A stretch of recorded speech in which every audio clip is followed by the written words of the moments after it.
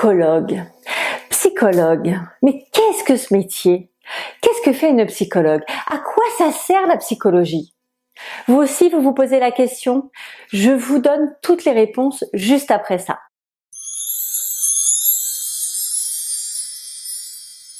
Bonjour, je suis ravie de vous retrouver de l'autre côté du jingle.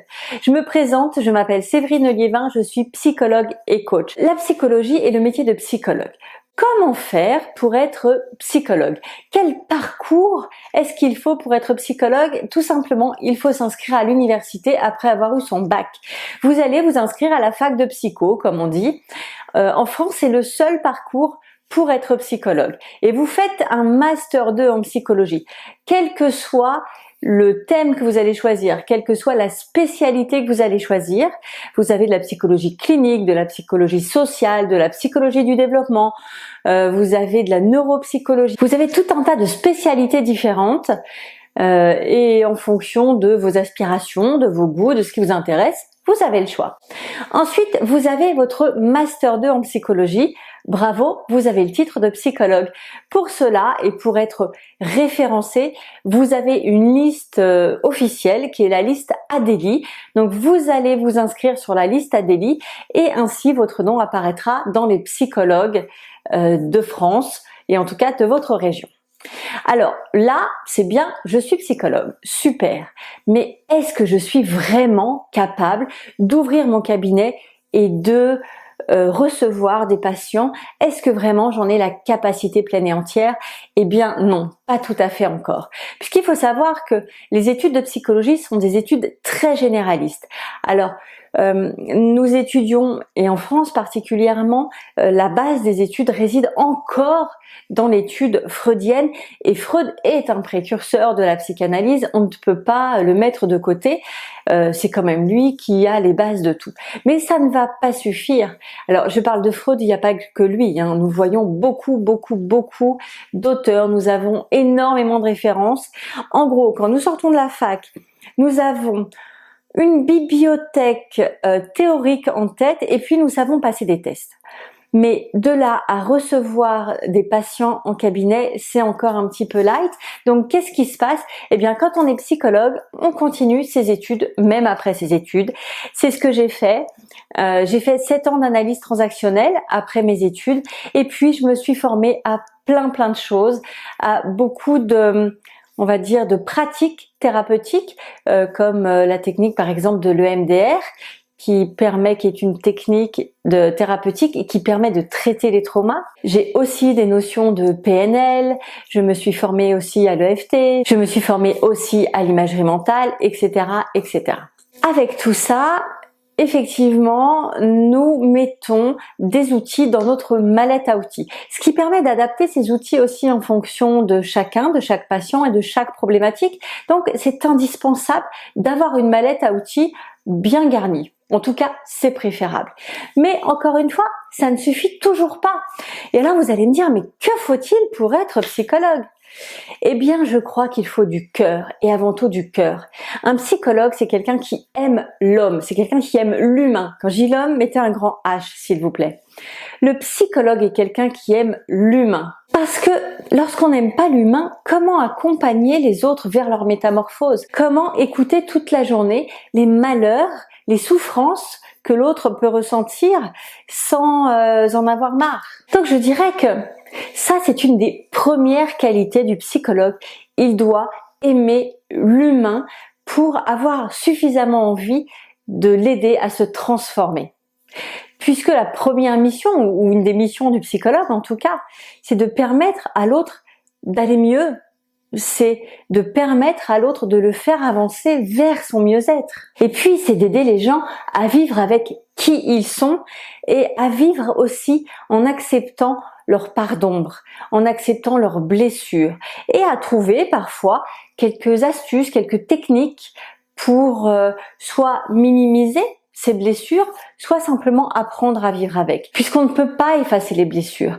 Donc l'idée, c'est plutôt de se libérer de la souffrance qui a été engrammée à l'intérieur de nous, libérer cette souffrance pour réussir à vivre avec cette blessure. Un psychologue n'est pas là pour effacer le passé, il est là pour permettre à l'autre d'avancer vers une vie meilleure. Et puis, un des outils principaux du psychologue, c'est son questionnement. Les questions est l'outil principal du psychologue. Le psychologue pose beaucoup de questions. Terminez les psychologues qui restent un peu muets, on va dire, dans leur canapé ou dans leur fauteuil. Ça, c'est terminé. Le psychologue interagit avec vous, le psychologue parle avec vous, le psychologue vous pose des questions. Le psychologue qui ne pose pas de questions est en fait un psychanalyste et a comme référence Freud. Et effectivement, lorsqu'on entreprend une psychanalyse, vous êtes allongé sur un divan et le psychologue ou le psychanalyste est derrière vous et va malgré tout interagir un petit peu quand même. Et puis, le psychologue a aussi un autre outil, ça va être sa créativité. Pour ça, il doit se faire suffisamment confiance et être suffisamment en lien avec vous, avec son patient, pour oser vous proposer des choses, pour oser amener de la créativité. Vous savez, parfois, on n'a pas toujours les outils, mais une idée vient, une idée d'exercice, une idée de dessin, une idée de choses nouvelles, et puis on vous le propose, et ça fonctionne. Et ça fonctionne parce que cette idée, finalement, elle a été co-construite. Peut-être que vous n'en avez pas conscience, mais en réalité, nous appuyons en tant que psychologue beaucoup sur nos patients pour co-construire le chemin thérapeutique. Sans vous, il n'y a pas de psychologie, il n'y a pas de thérapie. Ça, vous êtes d'accord? Autre chose, le psychologue ne vous oublie pas quand vous passez la porte du cabinet. Absolument pas. J'ai mes patients dans ma tête tout le temps, à chaque seconde. Même quand je ne suis pas en thérapie, en séance avec ce patient, je suis dans ma vie quotidienne et parfois, je ne sais pas pourquoi, je vais penser à ce patient, un événement de la vie, une couleur, parfois ça peut être une odeur ou une situation va me faire penser à ce patient. Et puis parfois, j'ai simplement des idées entre deux séances et c'est très important. C'est comme si le lien était là. Et comme si le lien, en fait, vous enlevez le comme si. Et là où c'est très intéressant, c'est que cette pensée, le fait que mes patients m'accompagnent tout au long de mes journées, tout au long de ma semaine, et que je sois en lien avec lui, eh bien, vient nourrir justement ce lien. Et un patient n'est pas simplement mon patient quand il est 1 heure dans mon cabinet par semaine. Il est mon patient toute la semaine. Donc, nous vivons avec tout un tas de personnages dans notre tête et puis l'idée première, c'est de les faire avancer et de les aider.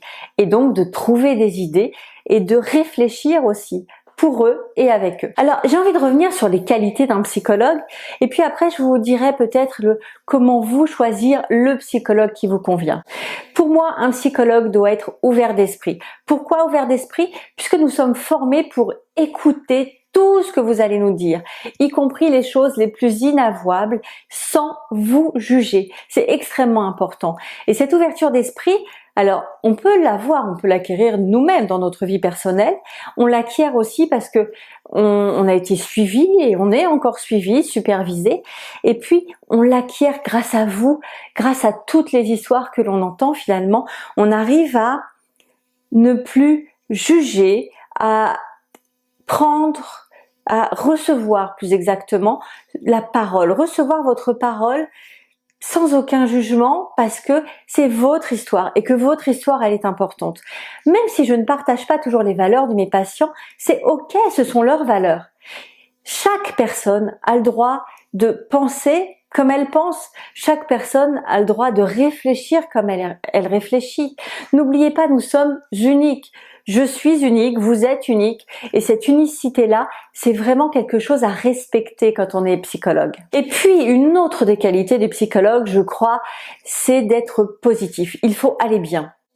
Et du coup, c'est important d'avoir une vie assez, riche en émotions positives, d'avoir une vie équilibrée pour pouvoir bien accompagner nos patients et trouver cet équilibre entre des aspects plus négatifs de notre journée et puis on ramène du positif, ça équilibre et tout va bien. Un psychologue se veut également d'être curieux, mais pas une curiosité malsaine de qu'est-ce que fait mon voisin et je l'épie et qu'est-ce qui se passe, non. La curiosité pour se former sans cesse, la curiosité de nouvelles techniques. La psychologie évolue aussi aussi comme tout ce qui évolue dans le monde. Aujourd'hui, nous avons de nouvelles approches thérapeutiques, beaucoup plus percutantes, beaucoup plus rapides. Nous découvrons aussi de nouvelles choses. Donc c'est important de se former à ça, d'être suffisamment curieux et encore une fois peut-être ouvert d'esprit pour ne pas simplement se dire « Ah, moi je suis diplômée en psychologie, ça y est, c'est bon, j'ai terminé ». Non, en réalité, je crois que les psychologues, on est très curieux et on en veut toujours plus et encore et encore et encore parce qu'on aime bien quand la mallette est bien remplie. Résultat, nous sommes sans cesse en formation. Alors, comment choisir votre psychologue? Comment choisir un psychologue qui sera bon pour vous? Et je ne dis pas un bon psychologue, c'est vraiment pas la même chose. Chaque personne est unique, chaque psychologue est unique. Qu'est-ce qui fait qu'une thérapie fonctionne? C'est le lien thérapeutique qui va venir se construire avec l'autre. La psychologie, c'est un véritable lien à l'autre, c'est un partage et en réalité, c'est une rencontre. Alors, vous mettez le mot que vous voulez. Nous parlons en psychologie d'alliance thérapeutique, c'est-à-dire ce lien entre le thérapeute et son patient. J'aime aussi dire le feeling. Et quand une personne vient me voir la première fois au cabinet, je lui demande, est-ce que vous voulez continuer le travail avec moi? Est-ce que je vous redonne un rendez-vous? Est-ce que vous avez besoin de réfléchir? Ou est-ce que vous préférez ne pas reprendre rendez-vous? Parce que ce qui va compter et ce qui est le plus important, c'est le feeling que vous allez avoir avec votre futur psychologue. Si vous n'avez pas ce feeling, l'alliance thérapeutique ne se fera pas. Vous ne lui direz pas tout, vous serez dans la retenue et le travail ne pourra pas se faire.